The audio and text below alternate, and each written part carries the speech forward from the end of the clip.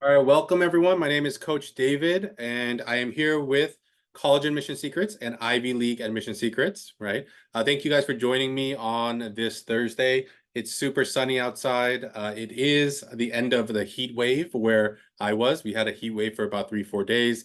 It was miserable. We're not used to kind of 100 plus weather where I am, and it was a little bit of a struggle, but I definitely got through it. But let's get started and talk about activities today. But before we do, I did want to kind of give a little short introduction into kind of who we are at Admission or Ivy League Admission Secrets. Okay, a lot of our families are from our coaching program. Some families are joining us from our Facebook group. But either way, welcome to everybody.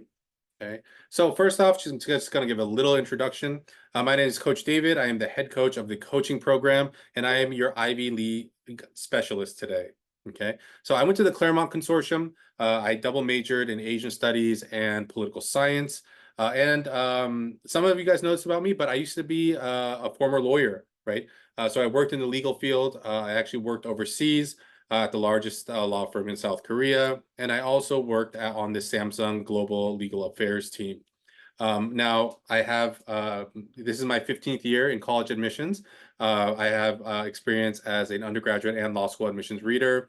And I also have a little bit of expertise in the financial aid field. And so we have, been able to save millions of dollars for our families when they're headed off to college, right? I have sent students to all the Ivy Leagues, right? There's not one that I haven't sent one to yet. It is a statistic that I'm very proud of and that, my students have worked very hard for. Now, my co-partner in this kind of endeavor is Coach Tony. Most of you guys probably know him. The picture here kind of looks like him, right? But most of our families know Coach Tony because he dons the mohawk, right? Sometimes it is more mohawky, sometimes it's less mohawky, but you will always see him with that signature hairstyle. Now, Coach Tony is the founder of College Admission Secrets. He went to UC Berkeley and was a Berkeley admissions reader. He also worked at UCLA as an outreach director and has done so many other things, including founding his own charter school, working with TikTok as their first educational partner. And Coach Tony has also been helping high school families for the past 15 years. Okay. Now, like I said, we have sent students to literally every single Ivy League school, Ivy Plus school, right, that you can think of, right? So if there's a school and you're like, oh, I wonder if they sent someone there, you just go ahead and ask, and I will tell you that we have, right? But if there are specific schools you have questions about, I'm more than happy to answer them. Okay. Now, just a quick look at our results, right? We have students in at Caltech, got into Rice, right? Got into Emory, got into Stanford, right? Columbia, Cornell, Berkeley, right? But what are we going to look at today, right? Now, during the kind of past, couple months, we've been looking at different parts of the application. We've been looking at different parts of, what the admissions officers are looking for. But today specifically, I wanted to talk about activities, right? First off, what are the trends? What is important? And then I'm also going to give you a little bit of an inside look at some of the activities that our students did. Okay. Now, before we go into all of this, I want there to be a little bit of a disclaimer. I am not saying that this is the right activity for your student. I'm not saying that you need to do all these different things, right? What I am saying is that hopefully this is a little bit of an inspiration to families and students so that they can kind of look for their own type of project. Okay. So first off, let's talk about activities. What is it, right? Very simply, right? Here, right? There's a lot of confusion as far as like what are the things that people consider activities. So I just kind of like rambled through and kind of looked over like what are things that are activities that we can put on the application. So I just made a very simple list here. This is not all inclusive, right? There's sports, music, volunteering, personal projects, Boy/Girl Scouts, right? Religious activities, cultural activities, school clubs, leadership roles, research, special programs and camps, hobbies, personal interests, competitions, but literally anything that you have spent time on is something that you can write in your activity section. Now, just to give you a little perspective, okay? The activity sections in different types of applications are very different, okay? On the common application, I think a lot of people are surprised to find that there are actually only 10 slots for you to put your activities. Now, does that mean that your student should only do 10 activities or 10 things that they can put on there? That's not the case, right? You'll find later, and I'll actually tell you later, that there are different places where you can add on to the activities that you have done if you have more than the 10 slots that are allotted to you. Now, for the UCs, right? Because we always like to talk about the UCs because we're proud to be Californians, right? And UCA Berkeley and UCLA are two of the or are the highest ranked public universities in the United States, right?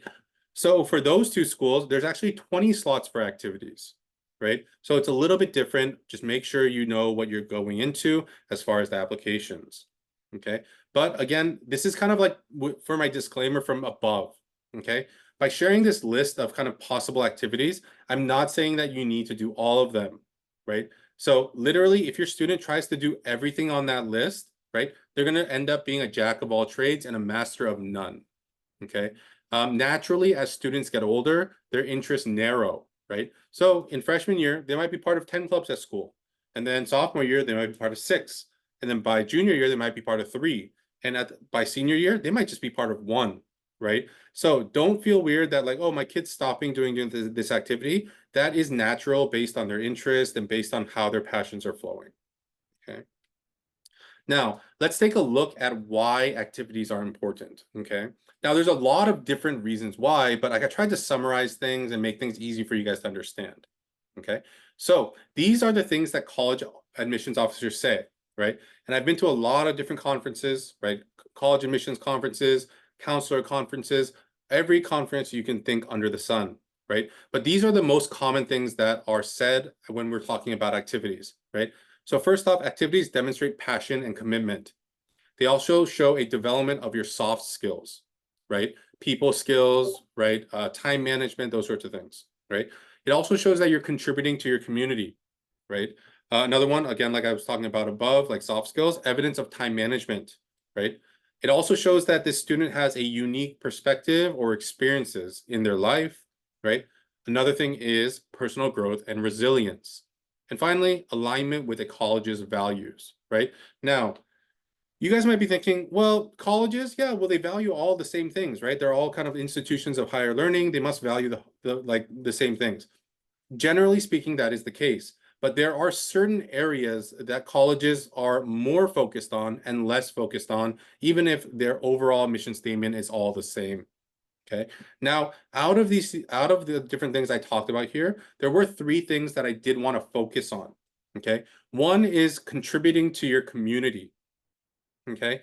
Now, contributing to your community is kind of like a lot of people will equate that to community service or volunteering, right? But while you're doing that, here are some things that you should be thinking about. So you should be thinking about how to contribute to your community in a diverse way, right? So that's one way, right? You also want to make sure that you're engaging with your community and taking leadership roles, right? The third is community building, right? So you want to make sure that you're taking active participation in fostering a sense of community in whatever you're trying to do, whether that's a club at school, an outside organization, or you're creating your own organization outside of school, right?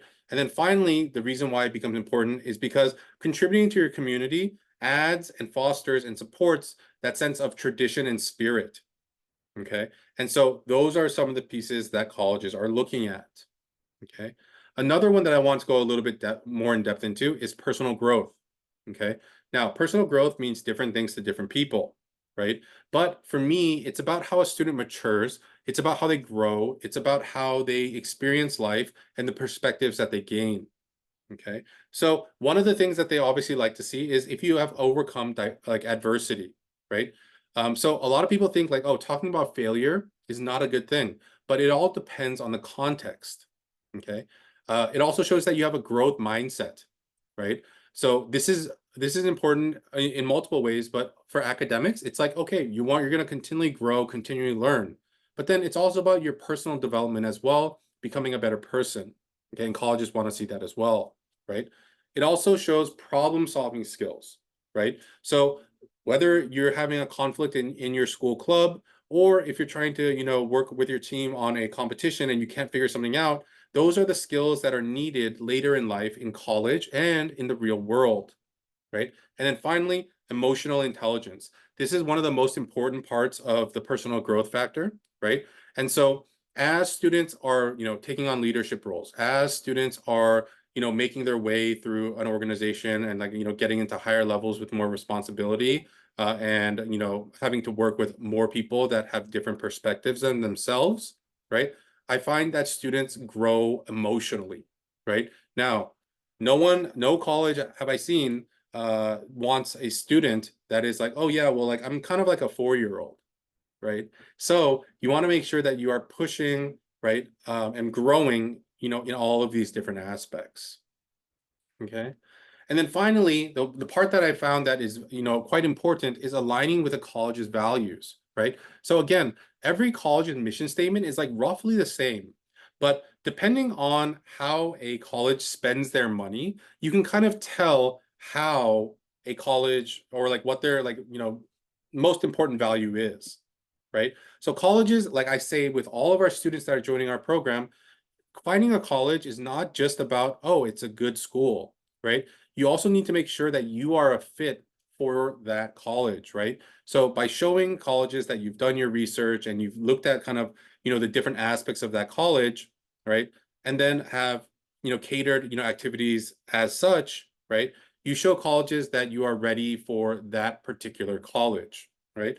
And if you are aligning with the college's values, one of the big things that colleges look for is that, hey, you know what? Once these students come to our school, they study, they graduate, they're going to end up being our ambassadors to the world, right?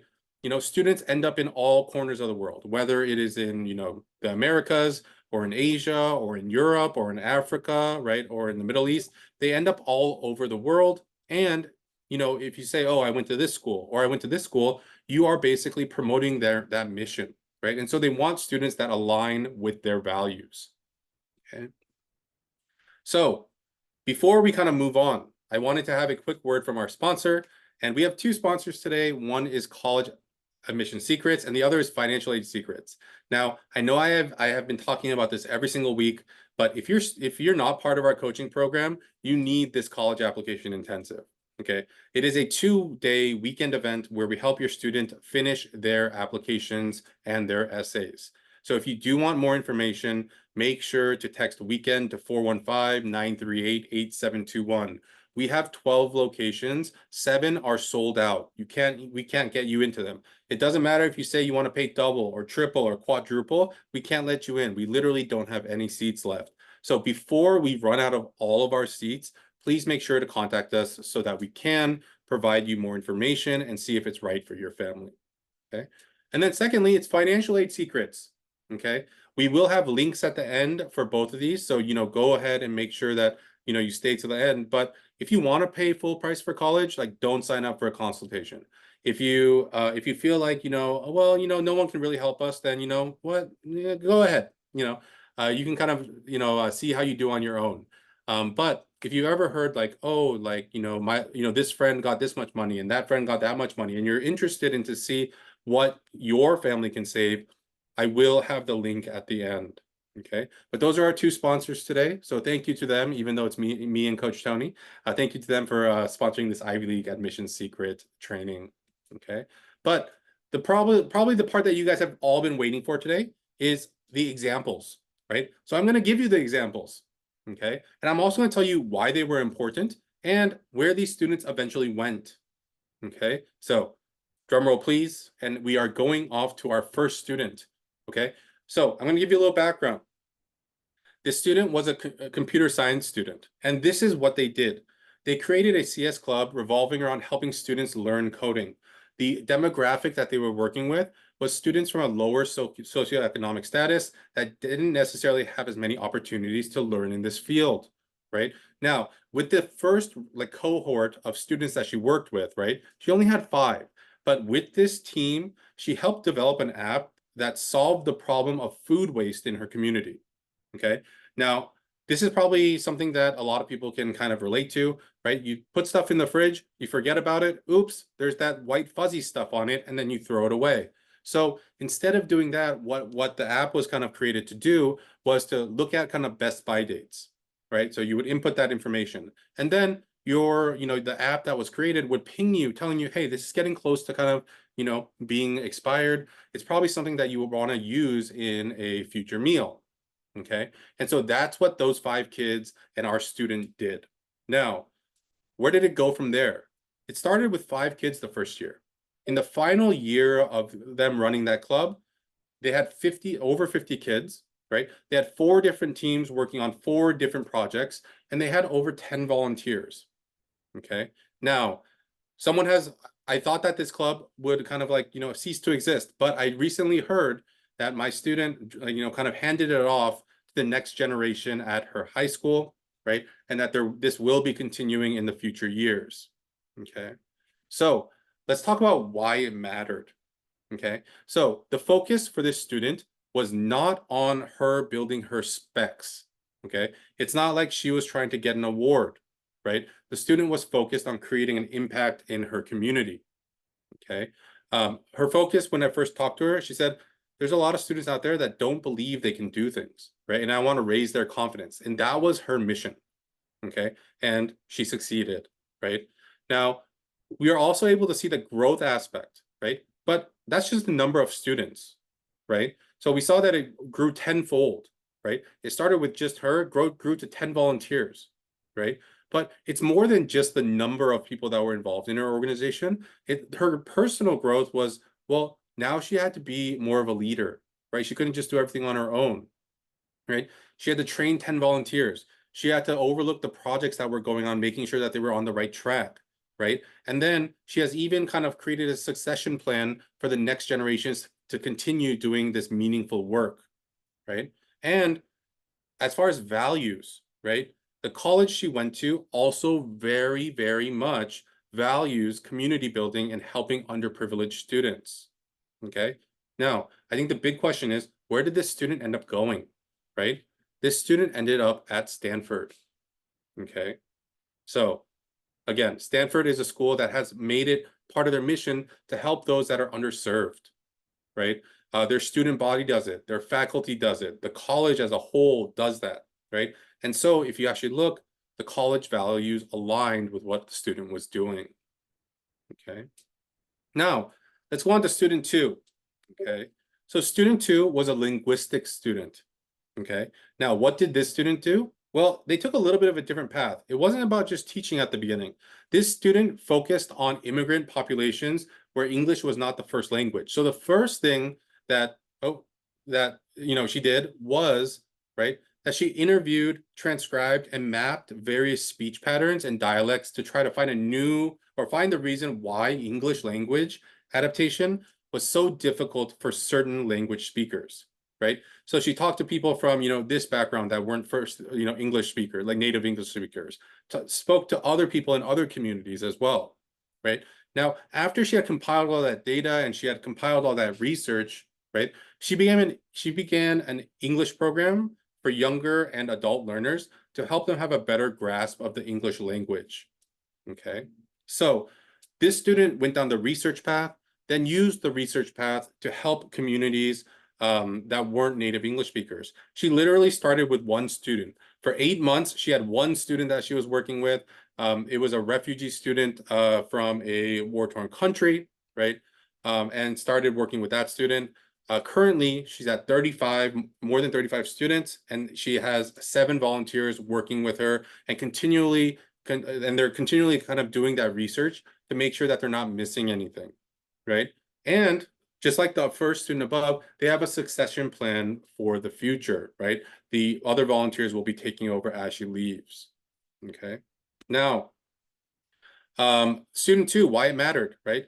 They identified a problem in the immigrant community, right? Began the research to find out why, and then implemented solutions to find ways for people to learn, right?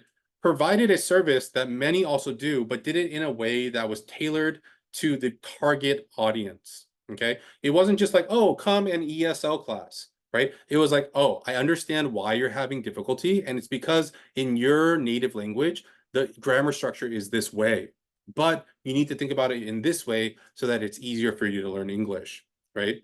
And then obviously the growth and development point came as they were building the curriculum, as they were building their student base, right? I keep putting he, I meant to put she, right? The college she is going to is really big on research and development, right? They spend a lot of money on research, okay? Most colleges do, but this school more than others, okay? Where did this student end up? This student ended up at UPenn, okay? In their linguistics department, both of these students will be headed to their colleges in the fall, right? They just had graduations, right? They sent us pictures from graduation, right?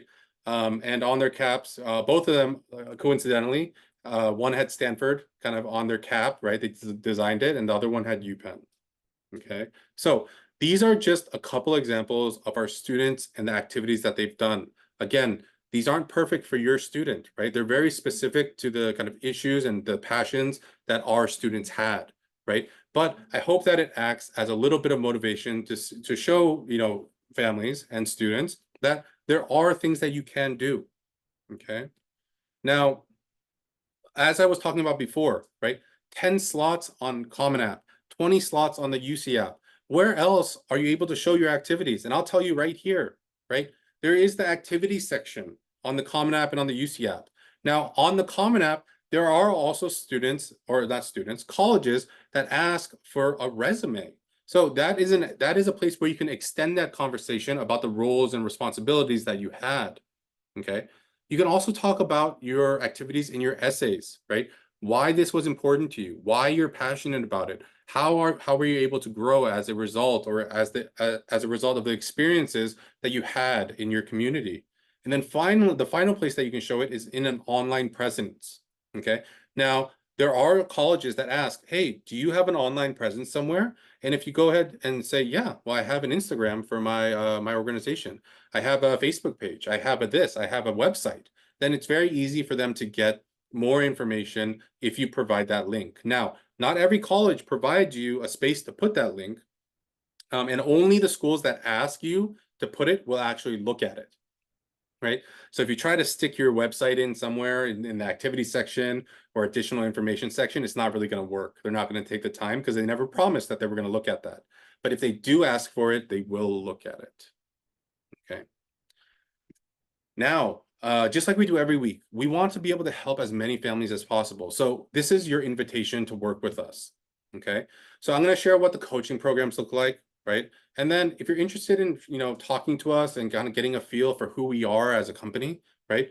Go ahead and reach out to us. You can reach out by texting Ivy Book to 415-938-8721. Okay, that banner will be at the bottom, so you can look at that, right? But within our coaching program, we have college and career support. So we'll help with college selection, college exploration, major strategies. We're also going to help with your academics, selecting which classes you're taking each year, right? How you should push above and beyond in your dual enrollment or outside courses, right? As far as activities, just like how we talked about today, we'll help you with selecting your activities, launching your personal projects, and then supporting with other things as far as internships, research, and other areas, okay? And then finally, the kind of like ribbon on the like the bow on the present, right? We will help you with your applications. We don't kind of nickel and dime and say, we're only going to help you with 5. I've seen so many companies do that. Say, oh, we're going to help you with 5. We're going to help you with 7. We're going to help you with 8. No, we help you with all of them. We help you with as many essays that you can get to us, right? And we have a 24-hour turnaround period, okay?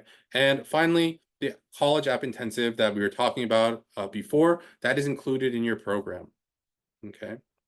As far as support, right, we help you with a customized roadmap. We have weekly and monthly check-ins, right? And we have daily coaching calls, right? We have office hours, right? Every single day, right? And the good thing about our program is that the price doesn't increase or decrease. You have lifetime access. Doesn't matter if you start in 6th grade or if you start in 11th grade, okay?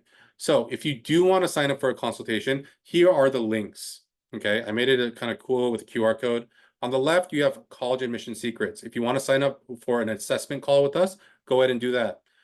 In the assessment call, you can't even buy anything if you want to. We're just there to kind of, assess your student, give you some tips, give you some advice. And then if you feel like it's the right fit for you, we will move on to the next step. Financial aid secrets, same thing. Nothing you can really buy on that call, right? I'm going to learn about your family. I'm going to learn about your financial situation. And if it feels right, I'll tell you about our program. And then if you feel comfortable, you move forward, okay? All right, and so we're at that point where it's time for questions. I do see that we had a bunch of questions as I was going through the presentation, but I kind of felt like I was on a flow, so I didn't really stop, right? But just one more time, if you do want to go ahead and get more information about our college application intensive, you can go ahead and text weekend to 415-938-8721. If you're interested in the assessment for either financial aid or for college admission secrets, you can go ahead and click on the links, or you can scan the codes here, right? I will also put the links into the chat here so that for those that are on their phones and can't scan anything, you guys can obviously go ahead and click here as well. Okay, so if you guys do have questions, go ahead and ask them now, and I will answer them and make sure that you guys have a better understanding. Okay. All right, so I'm going to go ahead and start with the questions that are in here. Let me just take a quick drink and I will get started. All right, so the question here is, if you've been in an activity since elementary school and have been in many different positions up until senior year, how would you list this in the activity list? Would you list your most highly ranked position, or would you just say student council? Is it better to say that you've been in it since elementary school, or does it sound better to just talk about freshman to senior year? So technically speaking, in your activity section, it only counts things that start after the your eighth grade graduation. So as far as like, if you've been in, student council or ASB for 4 years, you could put that as like kind of ASB and then describe all the 4 different positions that you've had. Having a separate kind of activity, or a separate activity like number, like the 1, 2, 3, 4 for 4 positions in ASB might be a little overkill, because then you don't have enough space to write the other things that you've done, right? So usually what we do for those situations is we say like, associate student body, right? And then we say 9th grade, you were treasurer, 10th grade VP, 11th grade president, 12th grade president, right? And then you describe it, obviously, given the amount of space that you do have. Okay, but that's how I would do it. And again, like I said, it should be from 9th to 12th grade. Okay. All right. And then we have another question here, right? And let me try to decipher this. Okay, so the crux of the question, I believe, is, do you have to play a sport? And here's my answer to that. No, you do not have to play a sport. You do not have to play an instrument. You do not have to do anything, right? It really depends on where the student's passions lie. If they love playing sports and they want to play 3 sports a year, I'm all for it, right? Of course, we want to make sure that they're having a balance between their activities and their academics, right? But if a student really is like, I don't like playing sports, I'd rather do other things, right? Then we need to find what those other things would be and then see if they are a good fit for that student and for kind of the overall application. Okay. We have another question here, and it says, do all the IB plus schools have different values, or are they all somewhat similar with the same group of values? So generally speaking, they are very similar in their values, right? Their overall general values. But again, like I said, look at where the money's flowing, right? Because that's what they really care about, right? If you look at certain schools, you'll see that the money is flowing in different areas, right? So like for Stanford, they're really big about community building, right? For UPenn, they're really big on research and development, right? On innovation, right? And that's why, those students' projects, they really did kind of, speak to that college's, strongest value, right? Or the value that they hold most important. Okay, but overall, it's like, yes, they want to create the next generation of leaders. They want to, they want to help underserved populations. They say all these things, but then again, it's all about where is their money flowing. Okay. All right. If you guys do have questions, please feel free to ask, right? I'm an open book. I'm ready to provide you guys with all the information that you could possibly want. Once again, right, the links are in the chat. The links are also here on a QR code. I made it so easy, right? You just scan it, right? And it'll take you directly to our Calendly websites, where you can go ahead and sign up for your financial aid consultation and your college admission secrets assessment, okay? If you are a current junior, right, or you're going to be a rising junior or a rising senior, and you haven't talked to me about financial aid yet, it's probably time that you do, because even at this point, you're already a little bit late to the game. Okay. And for college admission secrets, if you're a rising senior right now, we need to talk to you right away, right? If you're a rising junior, great time to talk to us. Rising sophomore, better time to talk to us. Rising freshman, one of the best times to talk to us. Okay. All right. And we have another question here in the chat, and it says, how important would you say GPA is? And I will tell you right now, and you can quote me on this, right? Anyone can quote me on this. I don't care about your GPA, and the colleges don't care about your GPA. Okay. What they care about is your academic rigor. That number that you get after the calculations, it has no bearing. Now, this is the example that I give to students and families all the time when they ask about, oh, what GPA should I get? What GPA should I get? And I was like, I don't care about your GPA. And everyone is astonished at that answer. But let me tell you why. Your GPA doesn't tell us anything. Okay. So let's say that there's a student and they went through freshman year, right? So we have two students, student one and student two, right? Student one took no AP and honors classes, right? And they got straight A's. That's a 4.0. Right? And then we have another student, student two, and they took all AP honors classes, right? Even PE was AP or honors, right? And again, this is just a hypothetical, but it's to make a point, right? And that student got straight B's. That student also has a 4.0, right? So which student do the colleges want? For sure, they don't want the kid with number one. He has straight A's, but that doesn't matter because the student number two is the student that has been pushing and challenging themselves.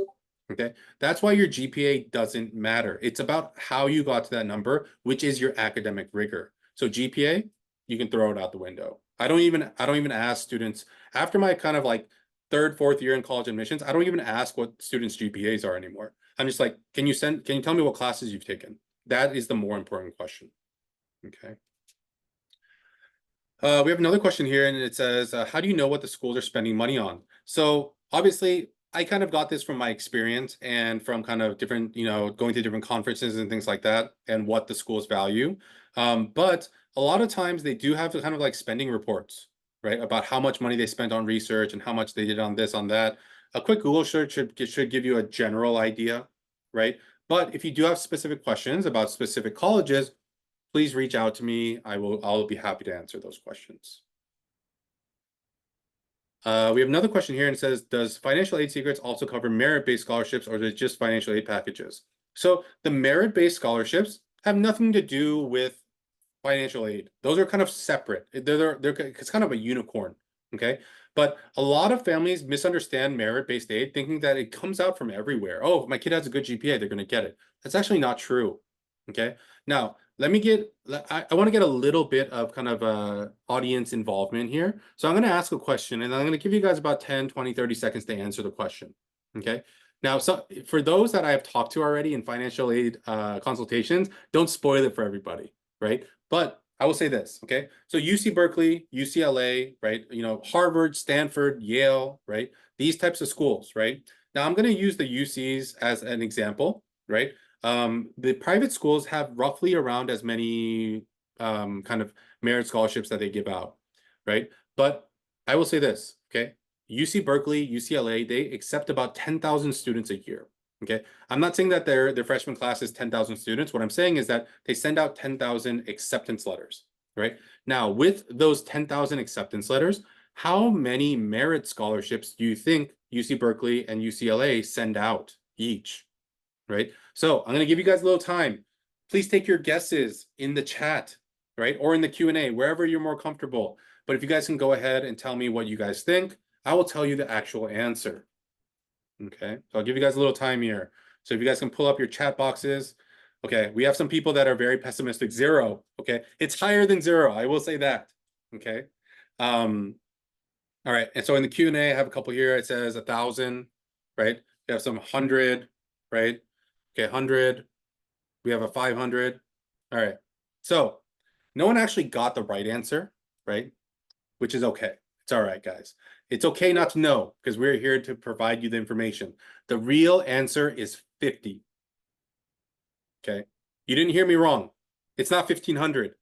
50, 50. That's how many they send out. 50 out of 10,000 applications get something from merit. So I'm guessing you're thinking right now, it's like, oh, great, right? But I mean, if your kid gets it, it's great, it's awesome, right?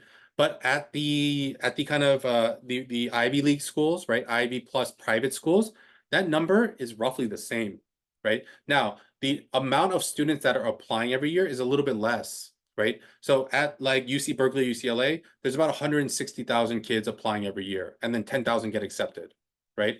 At the Ivy Leagues, on average, there's about 50 to 60,000 kids applying. And then from there, they accept anywhere between 2 and about 5,000. Okay. So obviously the percentages are better because it's closer to 1% for the Ivy League schools and 0.5% for the UC Berkeley, UCLA. But yeah, it is what it is, right? So for a lot of families, they think, oh yeah, merits, my kid will get merit scholarships. You can't think that. If you do get it, it is really, really lucky, right? If you don't get it, then you need to have a backup plan. And that's what financial aid secrets is. Okay. All right. And then we have a comment here, which is why my older daughter did not go to Berkeley. Yeah. So unfortunately, sometimes, this is what I tell families all the time. Sometimes private schools end up being cheaper than going to a public university. Okay. No one believes me, but I literally have students where that is the situation. Okay. I have a student, they got into UCLA, and they also where was the other school? They got into UCLA, and they also got into NYU for Stern Business School. Right? NYU ended up costing them about $25,000 a year, right? Going to a UC would have cost them $35,000 a year, right? That's my example. Okay. All right.